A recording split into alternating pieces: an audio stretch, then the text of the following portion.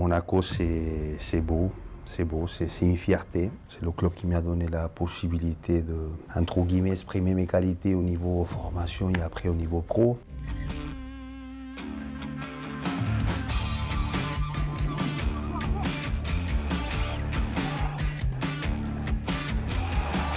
Au niveau football, on a tout pour devenir ou être un joueur au niveau pro excellent. Surtout, tu as vu, dans le calme. Tu n'as pas une pression par rapport aux autres clubs. Ça veut dire que tu peux bien travailler, sans oublier que Monaco a toujours cette ambition d'être protagoniste. Mais l'AS Monaco, ça a été toujours un club de top niveau, avec beaucoup d'ambition, beaucoup de qualité. Julie qui s'entre dans la surface de réparation et Trezeguet qui apparaît. Trezeguet qui inscrit un 21e but dans ce championnat.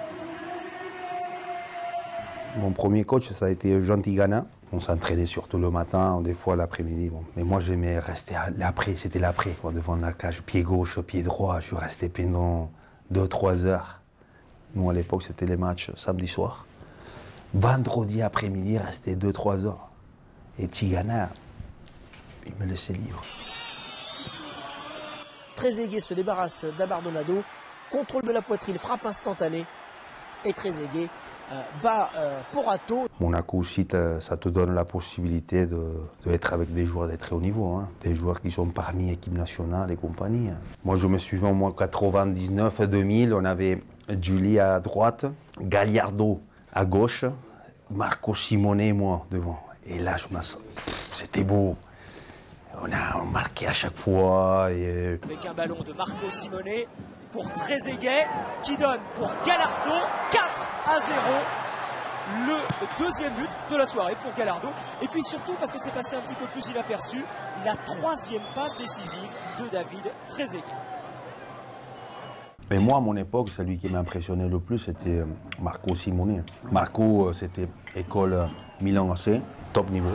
Pied gauche, pied droit, bien placé à chaque fois. Intelligent, technique. C'était un joueur complet.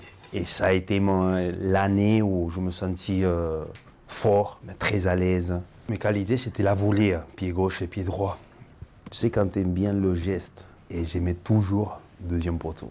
Dans ce début de match, Marcelo Gallardo, Trezeguet, ça se passe pratiquement de commentaires.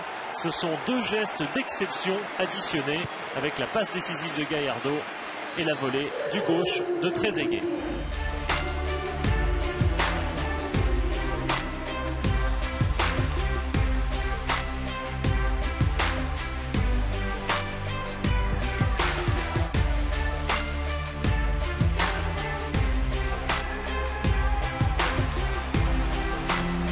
Les années 80, 90 jusqu'au 2000, c'était un club au niveau formation. Après, tu avais la possibilité au niveau pro de passer 2, 3, 4 ans. Et après partir, mais dans des clubs de haut niveau. En 2000, moi je quitte Monaco pour aller à la Juve. Et en même temps, Barthez il va à Manchester. Willy Sagnol il va au Bayern. Titi il avait quitté 6 mois à l'avance pour aller à la Juve. Et après 6 mois, il va à Arsenal.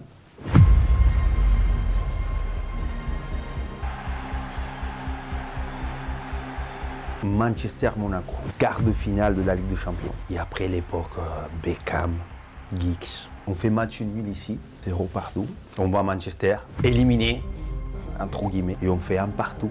Je marque un but exceptionnel, pied droit, une frappe trop belle.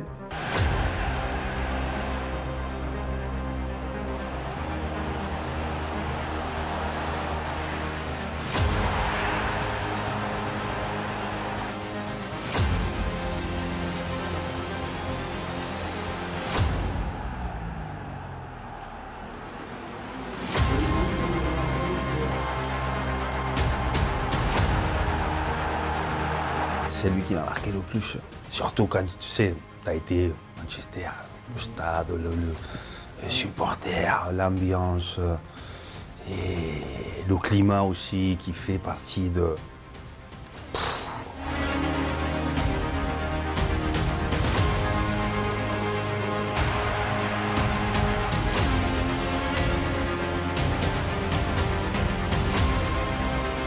Monaco, il y a par rapport au club étranger, il y a cette idée que c'est lui qui passe par rapport à l'AS Monaco, après peut monter le niveau dans des clubs, on le voit avec Chouamini, Monaco, à être le titulaire du Real.